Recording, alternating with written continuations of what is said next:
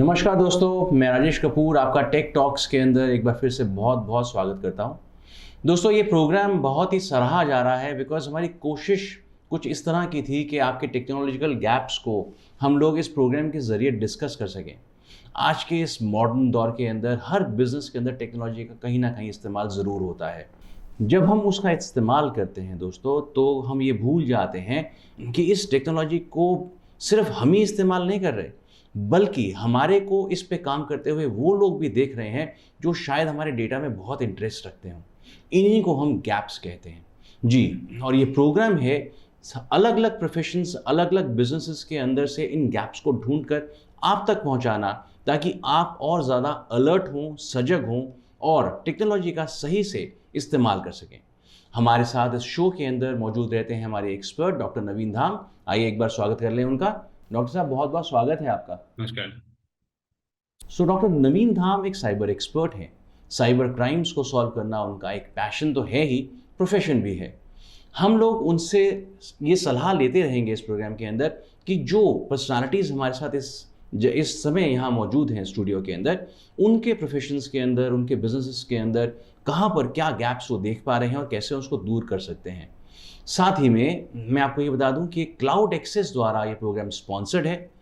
Doctor Naveen धाम GIS consulting के founder हैं और उनकी कंपनी भी इस प्रोग्राम को बनाने में उतना ही योगदान देती है जितना कि क्लाउड एक्सेस। क्लाउड एक्सेस दोस्तों एक ऐसा प्लेटफॉर्म है जिसने दुनिया भर के अंदर तहलका तो मचाया ही, लेकिन साथ ही में ये इंश्योर किया कि आपकी डेटा मैनेजमेंट बहुत ही सेफ तरीके से हो। लेकिन उसको और ज़्यादा सेफ बनाते हैं डॉक्टर धाम के स्पेशल एक्सपर्ट्स, जो कि लगातार मॉनिटर करते हैं हमारे डेटा सेंटर्स को कि कहीं उस पर कोई रैंसमवेयर तो नहीं आ गया, कहीं उसके अंदर कोई वायरस तो नहीं आ गया। तो डॉक्टर धाम के साथ में हम लोग इस चर्चा को जारी रखेंगे, लेकिन उससे पहले आइए मिल लेते हैं हमारे आज के एक्सपर्ट से, जो कि बहुत ही खास होने वाले हैं। तो सबसे पहले मिलते हैं हम लोग डॉक्टर वैभव सक्सेना से, जो कि हैं यशोदा हॉस्पिटल के एक रोबोटिक सर्जन, और उनके साथ में मौजूद रहेंगे हमारे साथ अजय कौशिक जी, जो कि हैं शीतल छाया डायग्नोस्टिक सेंटर के फाउंडर। आइए स्वागत कर लें इन दोनों गेस्ट्स का। डॉक्टर साहब, बहुत बहुत स्वागत है आपका हमारे शो में। अजय जी, बहुत बहुत स्वागत है आपका भी। Thank you Rajesh ji, and thank you mister Naveen, doctor Naveen Dham ji, और आपको हमको बुलाने के लिए अपने शो। सर, ये हमारा सौभाग्य है कि आप जैसी पर्सनालिटीज़ ने समय निकाला हमारे लिए, और ख़ास तौर पे ये समय आपका जो है वो इसलिए भी इम्पोर्टेंट रहेगा बिकॉज आपके प्रोफेशन से रिलेटेड जितने भी और प्रोफेशनल्स हैं वो जान पाएंगे कि टेक्नोलॉजी का सही इस्तेमाल किस तरीके से करना चाहिए, जैसा कि आप लोग कर रहे हैं। सो डॉक्टर साहब, मैं शुरू करना चाहूँगा आपसे। आप एक रोबोटिक सर्जन हैं। जी तो रोबोटिक का मेडिकल लाइन के अंदर बहुत ज़्यादा यूज़ अब हम सुनने लगे हैं, तो कुछ एक्सप्लेन कीजिए।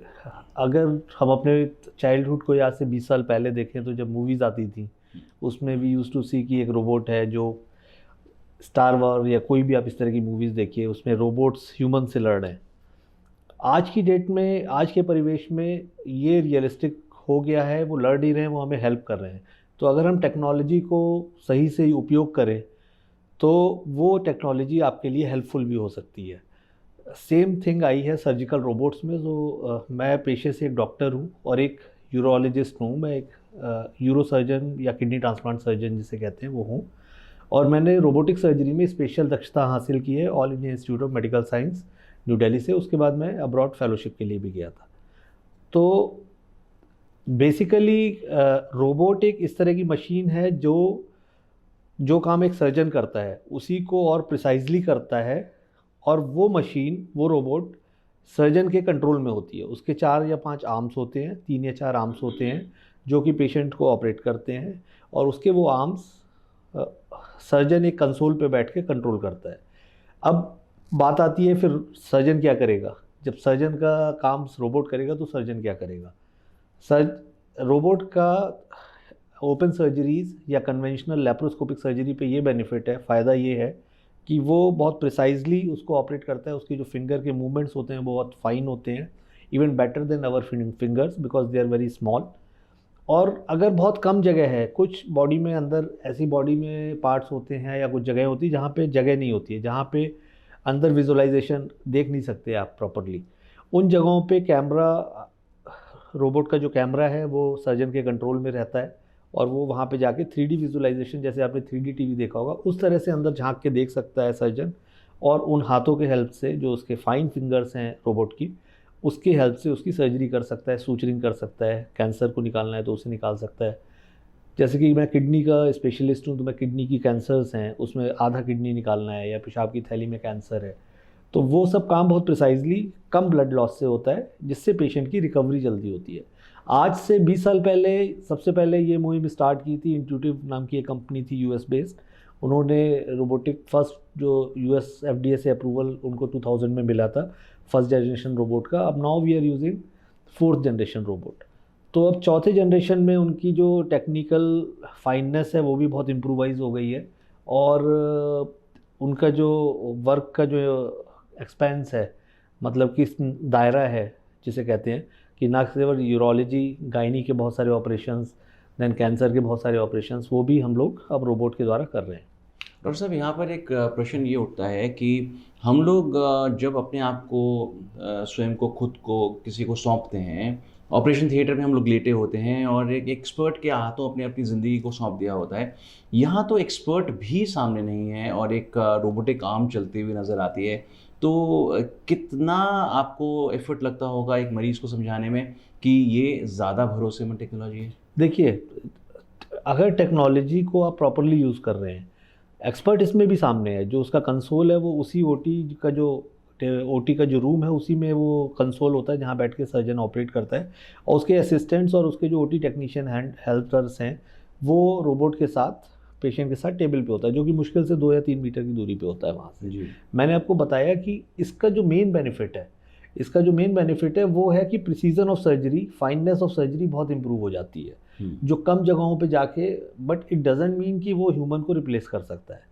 ऐसा नहीं है कि मैंने उसमें कुछ प्रोग्राम फीड कर दिया कि ये सर्जरी करो तो वो कर देगा। उसके हाथ अभी भी, उसके जो आईज़ हैं वो सब हमें ही, मतलब उसके मूवमेंट्स एक तरीके से आपके हाथ में है, और आपके हाथ में जो कांपना है, जो कंपन है आपके हाथों की, एज के साथ जो हाथों में कंपन है, या आपका बहुत जो महीन काम है जिसमें कि जरा भी हाथ हिलना नहीं चाहिए, वो सब काम बहुत फाइननेस से उसमें हो जाते हैं।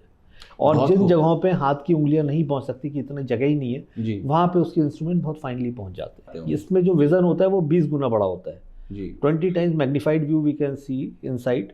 तो जब आपको 20 गुना बड़ा कोई भी चीज़ दिख रही है, अगर एक 2 मिलीमीटर की चीज़ है तो वो आपको 200 मिलीमीटर की दिखेगी। 200 मिलीमीटर का मतलब हो गया कि 2 से 20 सेंटीमीटर। तो अगर आपको उस चीज़ को सिलना है या उसको काट के निकालना है तो ज़्यादा आसानी हो जाती है। साथ में इसका 3 डायमेंशनल विजन होता है, तो आपको डेप्थ परसेप्शन, जैसे आपने 3D टीवी में देखा होगा कैमरे में, 3D टीवी में जो डेप्थ परसेप्शन है वो बहुत अच्छा होता है, तो आप बहुत प्रिसाइजली काम कर सकते हो उसमें। अजय जी, मैं आपके पास आऊँगा और यहाँ पर मैं ये जानना चाहूँगा, एक पैथोलॉजी जो है ना, एक बहुत ही कन्वेंशनल सी एक चीज़, एक सब्जेक्ट बन गया है। मतलब बहुत से लोग हैं जो कि लैब्स जो हैं वो खोल रहे हैं, और बहुत से लोग ऐसे हैं जो कि कहते हैं कि हम लोग बिल्कुल डिफरेंट हैं, लेकिन बहुत से ऐसे लोग भी हैं जो ये कहते हैं कि किसी सही जगह से ही अपने टेस्ट करवाइएगा।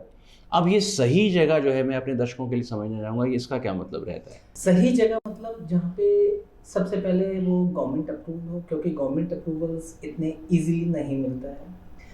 वहाँ पे सारी सर्विसेज इन हाउस हो। समझ लो कि आपने कहीं पे एक्सरे कराना है, या एक थायराइड का टेस्ट कराना है, या एक HB का भी टेस्ट कराना है, आपको वहीं से कराना है जहाँ पे वो होता है।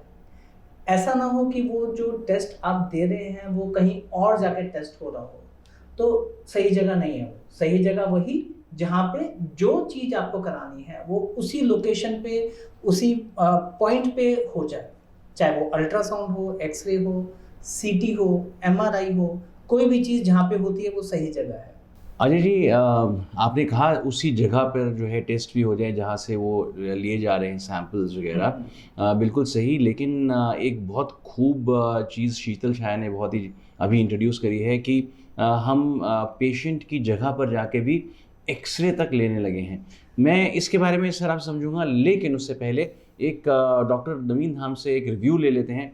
डॉक्टर साहब, आपने समझा अभी पूरे इन हमारे गेस्ट से उनके बिजनेसेस, प्रोफेशंस के बारे में राधा, तो कहाँ आपको ऐसा लगता है कि इनके प्रोफेशन में, अभी तो कन्वर्सेशन बाकी है सर, तो कहाँ आपको लगता है कि आगे जाकर हमें ऐसा कुछ महसूस हो सकेगा कि शायद इनके काम में आपकी कहीं ज़रूरत पड़ती है? ये जो जो भी मैंने दोनों प्रोफेशन समझे, दोनों प्रोडक्ट्स में जो है, पहले में तो रोबोटिक सिस्टम है जिसमें कि फर्मवेयर यूज हो रहा है, दूसरे वाले में भी फर्मवेयर ही यूज हो रहा है। जबकि नॉर्मली जब हैकर हैक करता है किसी भी ऑर्गेनाइजेशन को, एक वेबसाइट, एक एप्लीकेशन, मोबाइल एप्लीकेशन या सर्वर, इसको हैक करना तो बड़ा आसान होता है।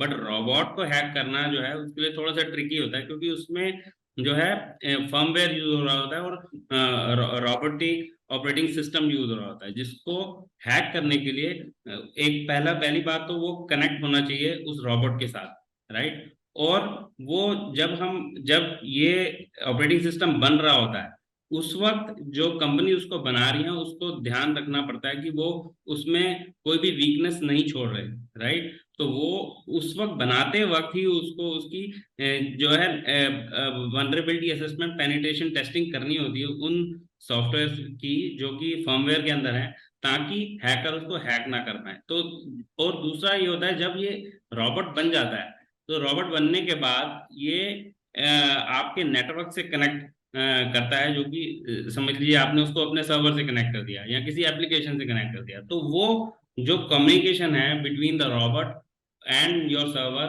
और योर नेटवर्क, वो कई बार वीक हो जाते हैं, तो उसमें से जो डेटा है वो हैकर उठा लेता है, राइट। सो एक वो एरिया होता है जहाँ पर बहुत ही हमें ध्यान रखना होता है। और एक प्रॉपर ऑथेंटिकेशन जो हो रही है, जैसे कि सॉफ्ट पासवर्ड और यूजर नेम्स यूज किए जाते हैं जब रोबोट के साथ हम कम्युनिकेट करते हैं, वो भी स्ट्रांग होने चाहिए। और दूसरा जो है आपका मिस कॉन्फ़िगरेशन और बैड प्रोग्रामिंग हो जाती है कई बार रोबोट बनाते वक्त, at the time of making the robot, तो वो भी एक बहुत ही महत्वपूर्ण चीज है जिसको रोबोट बनाते वक्त हमें देखना चाहिए। और एक सेल्फ हीलिंग प्रोसेस होता है रोबोट के अंदर, जब वो अटैक किया जाता है तो अपने आप को सेल्फ हील कर लेता है वो, तो वो बहुत ही महत्वपूर्ण है, जो कि देखना चाहिए during the design of that particular robot, right. और which we can call as a security by design.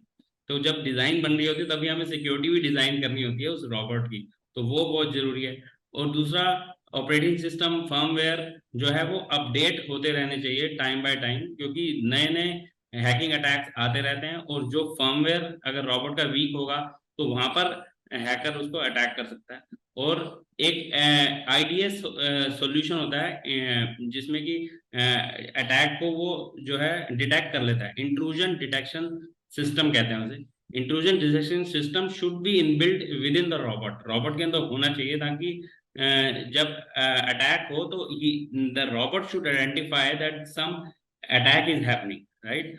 और जो पेनिट्रेशन टेस्टिंग है उसकी होती रहनी चाहिए अपने रोबोट्स की, और उनके पैचेस हमेशा अपडेटेड होते रहने चाहिए ताकि वो अटैक से बच सके। तो ये बहुत ज़रूरी है। जी डॉक्टर साहब, तो अजय कौशिक जी एक बहुत ही कन्वेंशनल सेटअप के अंदर काम करते हैं।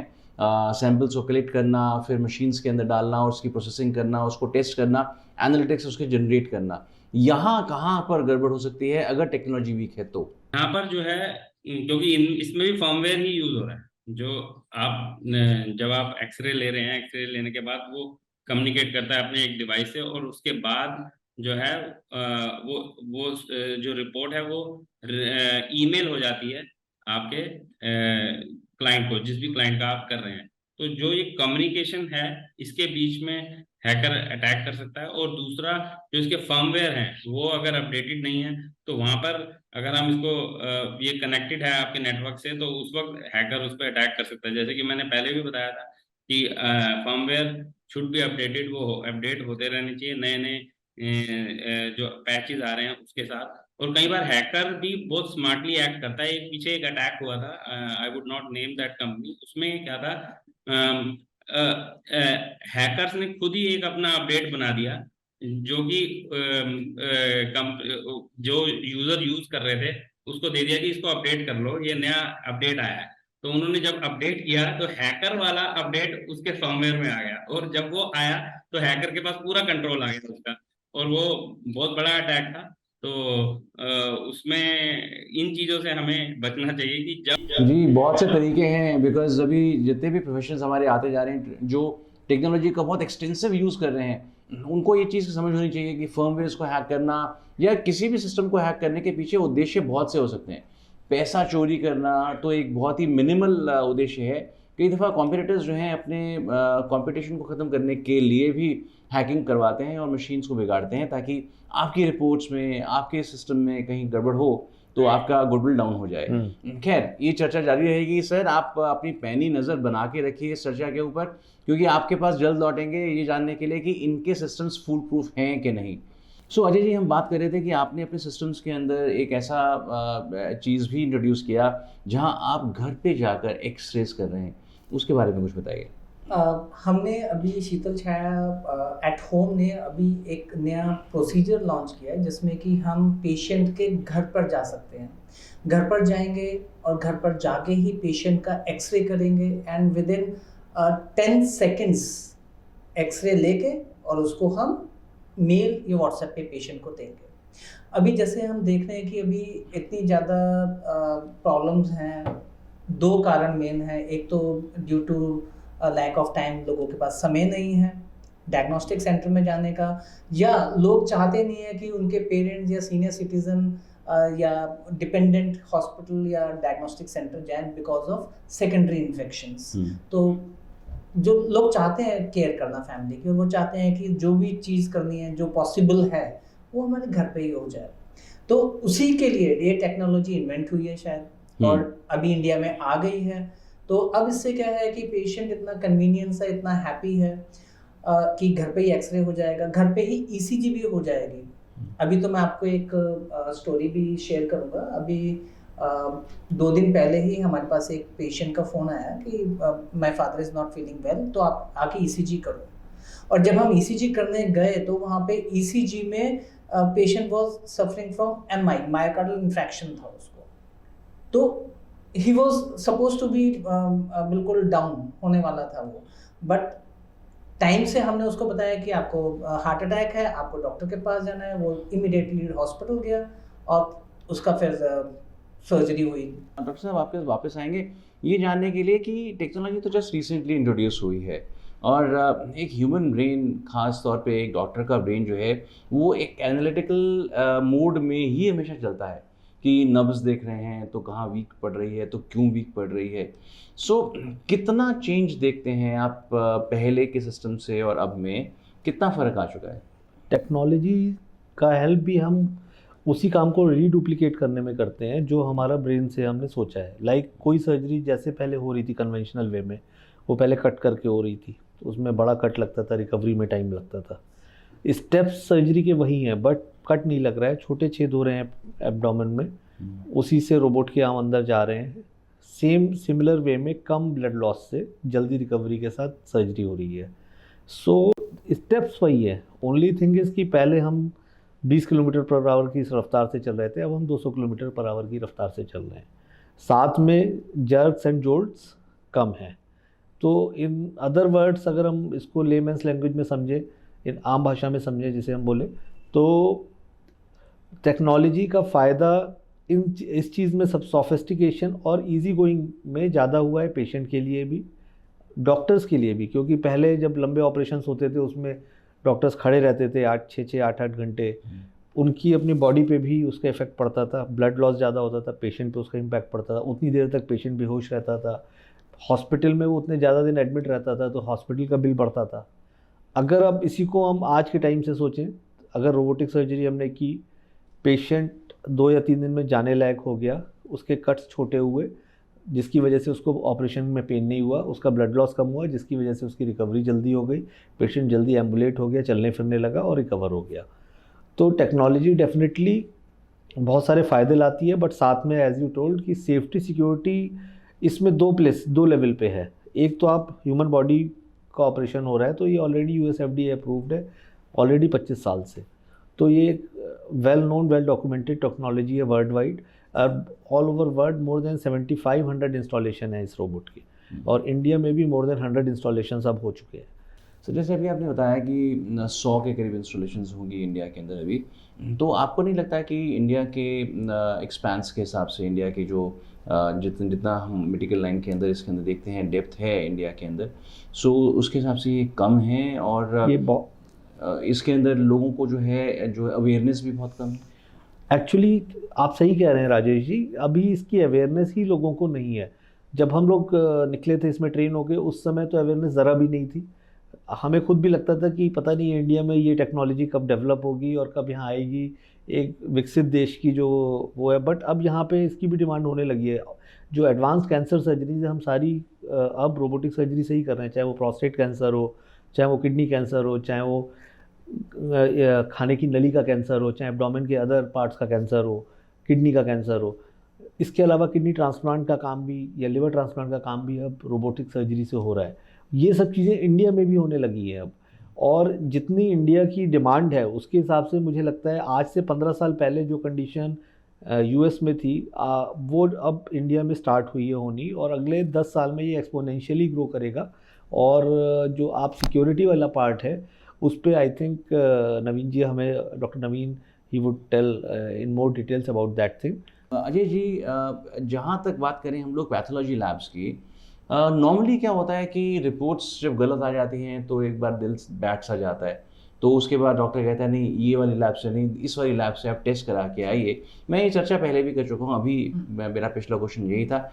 लेकिन यहाँ फ़र्क बस क्वेश्चन में ये आता है कि क्या मशीन्स का अपडेटेड रहना रिपोर्ट्स को जो है वो सुनिश्चित करता है कि वो बिल्कुल ठीक निकलें, एक्यूरेट निकलें? देखिए, जो अब लेबोरेटरीज हैं वो सारी अब टेक्निकली और टेक्नोलॉजी वाइज सारी अपडेट हो गई हैं जी। अभी जैसे कोई भी पेशेंट आता है तो चांसेस ऑफ एरर कम किसके लिए होते हैं कि जैसे कोई पेशेंट आएगा हमारे पास तो सबसे पहले उसका बिल बनेगा। जैसे बिल बनेगा उसमें 2 चीज़ें प्रिंट होंगी, पहला होगा बारकोड और दूसरा होगा क्यूआर कोड।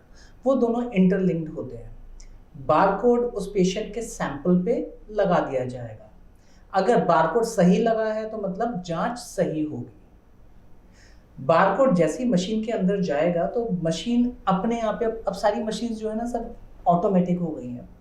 वो जैसे ही बारकोड मशीन के अंदर जाएगा, मशीन बारकोड रीड करके वो सारा डाटा अपना सॉफ्टवेयर से कैप्चर कर लेगी कि पेशेंट का नाम क्या है, उसकी एज क्या है और उसके कौन कौन सी जांचें होनी है। चाहे उसका जैसे समझ लो कोई पेशेंट है उसका हमने खाली LFT करना है और किसी पेशेंट का KFT करना है और एक पेशेंट इसका LFT KFT लिपिड प्रोफाइल तीनों टेस्ट करना है।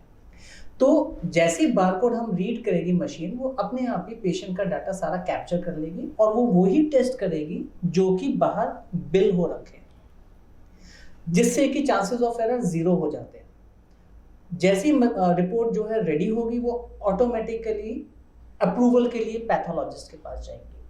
पैथोलॉजिस्ट उसको अप्रूव करेंगी। अगर उनको किसी चीज़ में एरर लग रहा है, समझ लो कोई रिपोर्ट है एबनॉर्मली हाई है या एबनॉर्मली लो है, तो वो उसको री-वेरीफाई करेंगे, फिर उसको वो री-अटेम्प्ट करेंगे उस सैंपल को क्लिक करके, और उसके बाद भी अगर वो रिपोर्ट सेम आती है तो उसको वो अप्रूव करेंगे। और जैसी रिपोर्ट अप्रूव होगी वैसे ही पेशेंट के पास एक मैसेज जाएगा कि आपकी रिपोर्ट रेडी है और पेशेंट बिल पे जो बारकोड है उससे रिपोर्ट को स्कैन करेगा और डाउनलोड कर देगा। अभी जब आपने कही बात ऑथेंटिसिटी की, जहाँ पर हम लोग ये डिटर्मिन करते हैं कि मशीन्स जो हैं किस तरीके से बार कोडिंग और सैम्पलिंग जो है उसको मार्किंग करती हैं प्रॉपरली, यहाँ हम बात करते हैं आपकी उस फैसिलिटी की जहाँ आप घर पे जा रहे हैं, एक्सरे मशीन्स लेके जा रहे हैं, 10 सेकंड के अंदर आपने बताया कि हम लोग उसको रिपोर्ट भी दे पाते हैं। यहाँ ऑथेंटिसिटी को इस्टेब्लिश करने के लिए आप क्या मेजर्स अपनाते हैं? ये जो मशीन्स हैं, पहले तो ये जो मशीन्स हैं they are very high end DR system. DR means direct radiography. It is very high end system, latest in radiology. उसमें क्या होता है कि अभी जो एक्सपोजिंग जैसे ही होगा वैसे ही जो फिल्म है या एक्सरे है वो इमीडिएटली लैपटॉप में आ जाएगा।